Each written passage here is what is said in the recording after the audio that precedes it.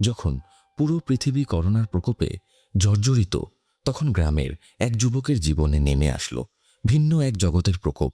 ছেলেটার নাম জয়নাল। গ্রামীণ পরিবেশে বেড়ে ওঠা সহজ সরল জীবনের অধিকারী জয়নাল ও তার পরিবারে কেউই তেমন শিক্ষিত ছিল না। তাই হয়তো জয়নালও খুব বেশি একটা শিক্ষা অর্জন করতে সক্ষম হয়নি। তবে পরিবারের সদস্য অন্যদের তুলনায় সে ছিল অক্ষরজ্ঞান সম্পন্ন যুবক। এই যেমন নিজের নাম লেখা পড়তে পারত সে। তাই ওর বাবা একজন কৃষক হওয়া সত্ত্বেও তার কৃষিকাজ করা লাগেনি। সে তার এলাকার বৃদ্ধ মেম্বার সাহেবের সাথে থাকত। উনার ছোটখাটো কাজ, বাজার সদাই করে দেওয়া, গরু ছাগলের যত্ন নেওয়া, কিংবা মেম্বার সাহেব কোনো সালিশে গেলে সেখানে উনাকে নিয়ে যাওয়া ইত্যাদি কাজ করত জয়নাল। বিনিময়ে কিছু আর্থিক সহযোগিতা করত মেম্বার সাহেব জয়নালকে। এতে করে বেশ ভালোই সময় কাটছিল জয়নালের। এসব কাজের শেষে রাতের আধারে জয়নালের আরেক শখ ছিল, যার নাম বাঁশি। সে মেম্বারের বাসায় সকল কাজ সেরে সন্ধ্যায় বাড়ি চলে আসত আর শখের বাঁশিটা নিয়ে বেরিয়ে পড়ত নদীর পাড়ের উদ্দেশ্যে। নদীর কুল জয়নালের বাড়ি হতে 10 মিনিটের পায়ে হাঁটা রাস্তা।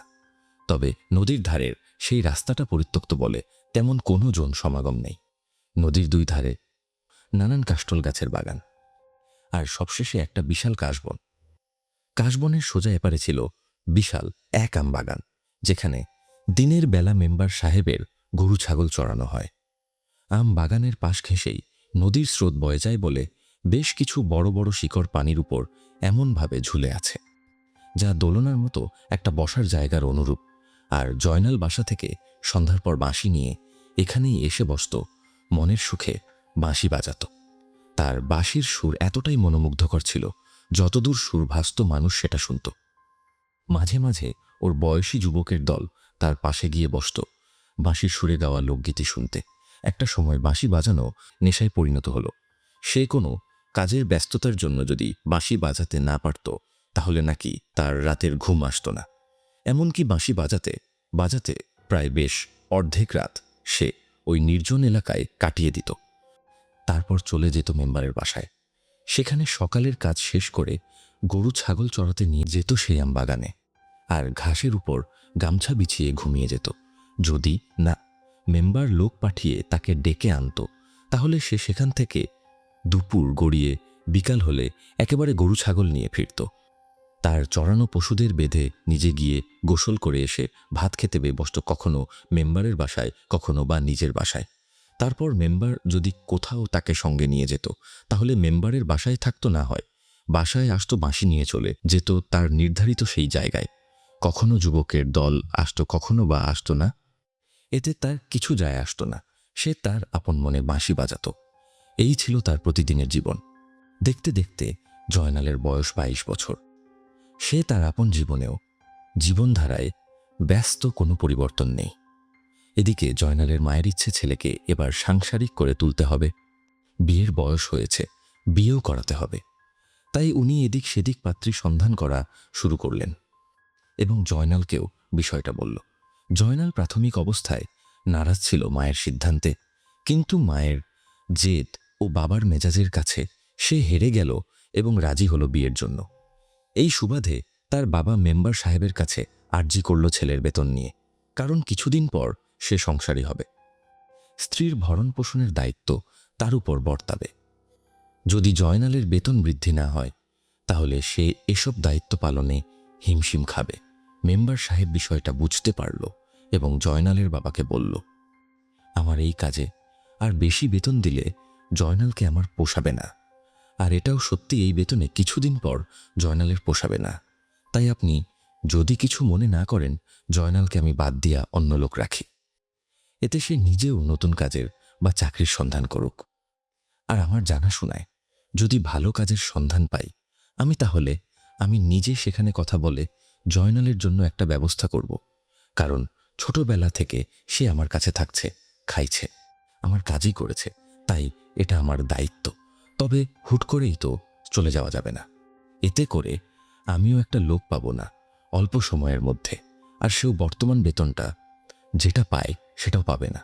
বরং সে কাজ করুক, আমার এখানে আপাতত আমি সামান্য কিছু বাড়িয়ে দিব বেতন।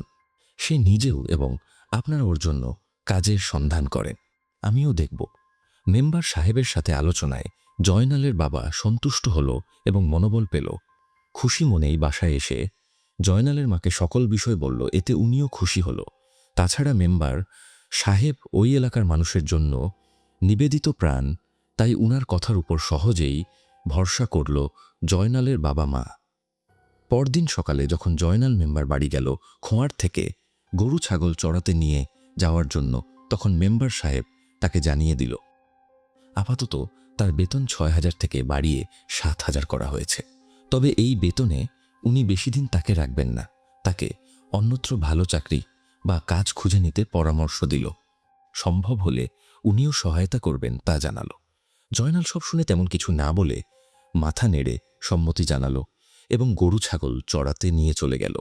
সেদিন সে সন্ধ্যায় গরু ছাগল নিয়ে বাসায় ফিরে আসলো, কিন্তু মেম্বার বা নিজের কারো বাসায় খাওয়া দাওয়া না করে বাঁশি নিয়ে বেরিয়ে গেল তার মা খাওয়া দাওয়া না করার কারণ জানতে চাইলে সে বলল ক্ষুধা নেই। তারপর চলে গেল আমবাগানে। এই ঘটনার ১৫ থেকে ২০ দিন পর মেম্বার নিজের কাজের জন্য একটা লোক খুঁজে পেল। জয়নালকে মাসিক বেতন পুরোটা দিল ৭,০০০ আর অতিরিক্ত ২,০০০ দিয়ে বলল এই টাকা দিয়ে শহরে বন্দরে কোথাও গিয়ে কাজের সন্ধান করতে। জয়নাল কিছু বলল না, বেতনের টাকা এনে বাবার হাতে দিল আর বাড়তি টাকাটা মায়ের হাতে দিয়ে বলল এটা তোমার কাছে রাখো, আমার প্রয়োজন হলে নিব। জয়নালের মা তখন বলল আজ আমরা এক জায়গায় পাত্রী দেখতে যাব, তুই যাবি?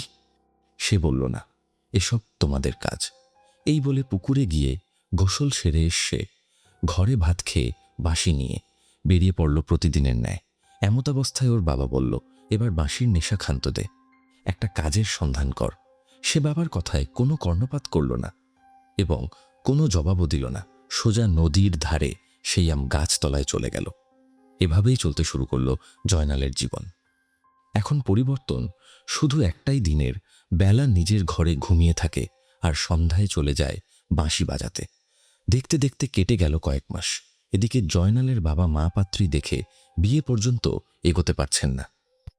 কোনো না কোনোভাবে প্রত্যক্ষ পরোক্ষ নানান কারণে বিয়ে ভেঙে যাচ্ছে। তবে এ বিষয়ে জয়নালের বাবার মতো তার মায়ের থেকে ভিন্ন। উনি প্রায়ই রেগে বলতো ছেলে কর্মহীন, সারাদিন বেকার থেকে রাতে বাঁশি বাজানো ছেলের কাছে কেউই নিজের মেয়ে দিতে চাইবে না। আর জয়নালের মায়ের কথা হলো জয়নালের বাঁশির বিষয়টা তো কখনোই কোনো পাত্রী পক্ষকে বলা হয়নি, তাহলে এই কারণে বিয়ে ভাঙ্গবে কেন? তাছাড়া মেম্বার সাহেব আর আপনি মিলে তো জয়নালের জন্য কাজ খুঁজে পাচ্ছেন না, এতে ওর কি দোষ? জবাবে জয়নালের বাবা বলতো আমাদের ভরসায় বসে না থেকে সে নিজে শহরে গিয়ে তো কোনো না কোনো কাজ করতে পারত, সেটাও করে না। বাবা মায়ের এসব কলহে কিংবা বারংবার বিবাহ ভেঙে যাওয়া আসবে জয়নালের কোনো ভ্রুক্ষেপ নেই। সে তার আপন জীবনধারা নিয়ে ব্যস্ত। এভাবে কেটে গেল আরও ৩ মাস। একদিন সকালবেলা মেম্বার সাহেব লোক দিয়ে জয়নাল ও তার বাবাকে ডেকে পাঠালো। জয়নালের বাবা আছরের পর গিয়ে মেম্বার সাহেবের সাথে দেখা করল, কিন্তু সে যেতে পারল না নিজের ঘুমের কারণে। সেখানে গিয়ে জয়নালের বাবা জানতে পারল মেম্বার সাহেব শহরে উনার আত্মীয়ের একটা বাড়িতে দারোয়ানের চাকরি ঠিক করেছেন। বাড়ির বাসিন্দারা সবাই বিদেশ থাকে। ওই বাড়িতে যে দারোয়ান ছিল সে চাকরি ছেড়ে দিয়ে নিজের দেশের বাড়িতে চলে যাবে, কারণ বুড়ো বয়সে এই বাড়ি উনার দেখা শোনা করা সম্ভব নয়। আর খবরটা জানতে পেরে জয়নালের প্রস্তাব রাখেন উনার আত্মীয়ের কাছে। আর জয়নাল মেম্বার সাহেবের পূর্ব কর্মচারী ছিল বলে বাড়ির মালিক কোনো প্রশ্ন ছাড়াই জয়নালকে চাকরিতে রাখবেন বলে জানালো। এমনকি জয়নালের সেখানে থাকা খাওয়ার ব্যবস্থা থাকবে। মাস শেষে বেতন দিবেন ১২,০০০ টাকা। জয়নালের বাবা এমন প্রস্তাবে আকাশ সমান খুশি হল। মেম্বার সাহেব এটাও জানালো এই সপ্তাহে যেতে হবে জয়নালকে। পূর্ব দারোয়ান তাকে সব বুঝিয়ে দিয়ে চলে যাবেন। মেম্বার সাহেবকে অসংখ্য ধন্যবাদ জানিয়ে অত্যন্ত খুশি মনে বাড়িতে ফিরে এসে জয়নালের মাকে চাকরির কথা বললে উনিও মহা খুশি হল। জয়নাল তখনও ঘুমে। উনারা জয়নালকে ডেকে তুলে সুসংবাদটা দিল, কিন্তু তার আচরণ ছিল ফ্যাকাশে। সে সব শুনে বলল আচ্ছা ঠিক আছে। তারপর অন্যান্য দিনের ন্যায় পুকুর হতে গোসল সেরে ভাত খেয়ে বেরিয়ে পড়বে। তখন ওর বাবা রেগে বলল, তুই দেখি এখনো এমন করছিস, তোর তো এখন শহরে যাবার প্রস্তুতি থাকার কথা। জয়নাল বলল, 1 সপ্তাহের মধ্যে যেতে বলেছে। কালকেই যেতে তো বলেনি, অতএব এত মেজাজ দেখানোর কিছু নাই। ছেলের উত্তরে উনি হাঁ করে তাকিয়েই রইল। ওই রাতেই এসার পর জয়নালের বাবার পরিচিত লোক খোঁজ নিয়ে আসলো যে পাত্রীপক্ষের সাথে বিয়ের কথা চলছে তারা আজ হঠাৎ না করে দিয়েছে।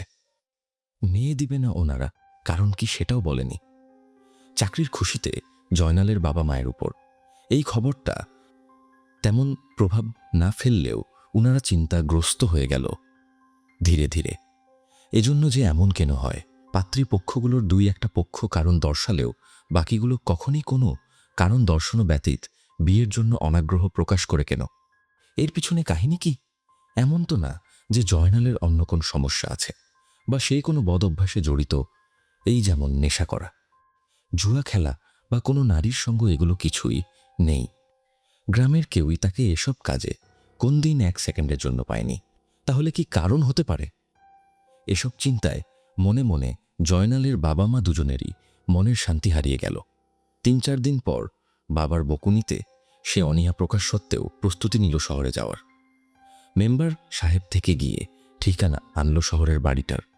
মেম্বার সাহেব তাকে যাতায়াত ভাড়া স্বরূপ 500 টাকাও দিল, আর বলল, মনোযোগ দিয়ে দায়িত্ব পালন করিস, যেন আমার সম্মান অক্ষুণ্ণ থাকে, কারণ আমার কাছে তুই বহু বছর ছিলি বলেই ওই বাড়ির মালিক তোকে চাকরিটা দিয়েছেন। জয়নাল মাথা নেড়ে বলল, জি আচ্ছা কাকা। মেম্বার সাহেবও জানে ছেলেটা খুব ভালো। রাত জেগে বাঁশি বাজানো ছাড়া আর কোনো নিয়মিত বদ অভ্যাস ওর নেই, তাই উনিও নিশ্চিন্ত এই বিষয়ে। মেম্বার বাড়ি থেকে ফিরে বাবা মায়ের কাছ থেকে বিদায় নিল জয়নাল। তারপর নিজের প্রয়োজনীয় সামগ্রীর ব্যাগটা কাঁধে তুলে গ্রামের সীমান্ত সড়কে এসে অপেক্ষা করতে লাগলো শহরে যাওয়া গাড়ির আগমনের জন্য। মনটা তার খুব ভালো ছিল না তখন।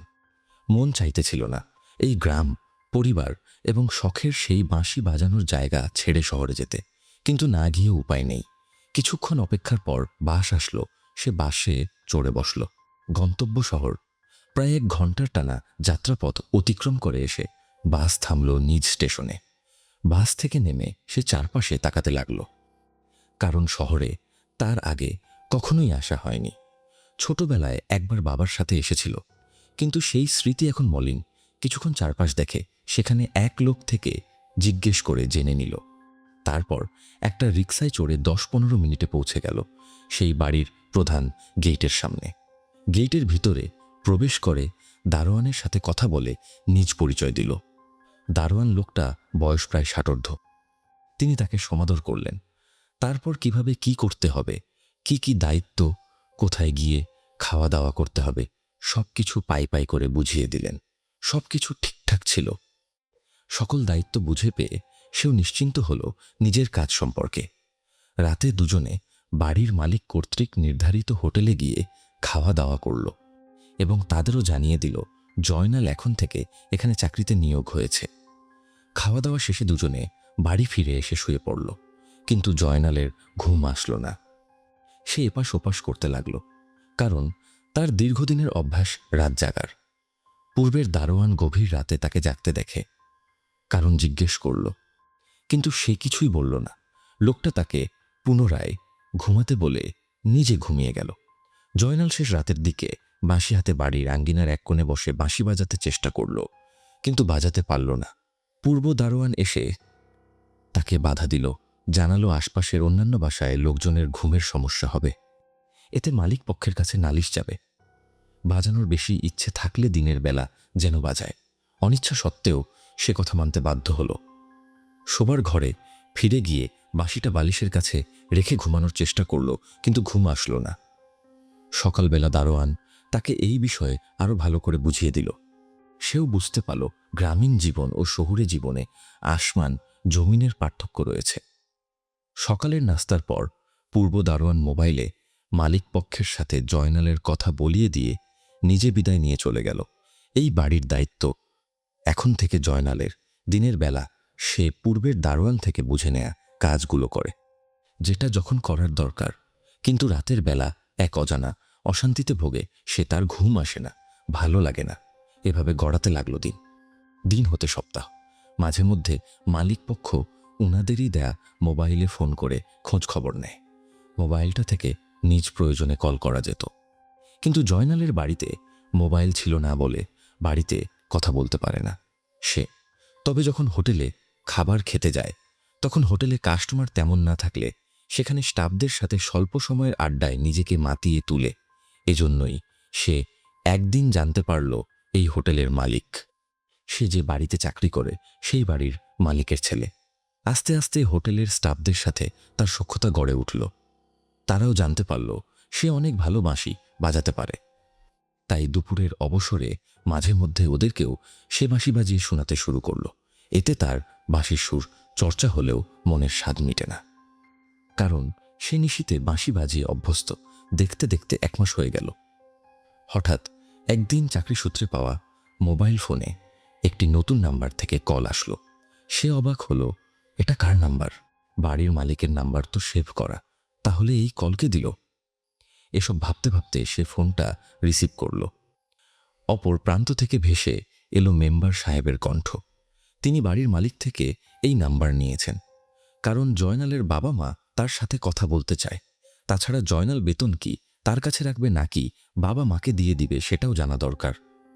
কারণ তার চাকরির প্রথম বেতন নেয়ার সময় হয়ে গিয়েছে। সে বাবা মায়ের সঙ্গে কথা বলল বেশ কিছুক্ষণ। তারপর বেতন বিষয়ে সিদ্ধান্ত নেওয়া হলো। সে তার বেতনের 10,000 বাড়িতে দিবে আর 2,000 নিজের কাছে রাখবে। মালিক পক্ষ বিকাশে মেম্বারের কাছে 10,000 দিয়ে দিল আর হোটেল থেকে 2,000 তার কাছে দেয়া হলো, ঠিক যেমনটা সিদ্ধান্ত হয়েছিল। এটাই ছিল আজকের ঘটনা। ঘটনাটি পাঠিয়েছিলেন জান্নাতুল হুমায়রা ফাইজা, বাংলাদেশ থেকে। আমরা আশা করি খুব তাড়াতাড়ি উনি দ্বিতীয় পর্বটি পাঠাবেন। এরকম আরও ঘটনা শুনতে আমাদের ইমেইল করতে পারেন স্ক্রিন এ দেওয়া ইমেইল অ্যাড্রেসে।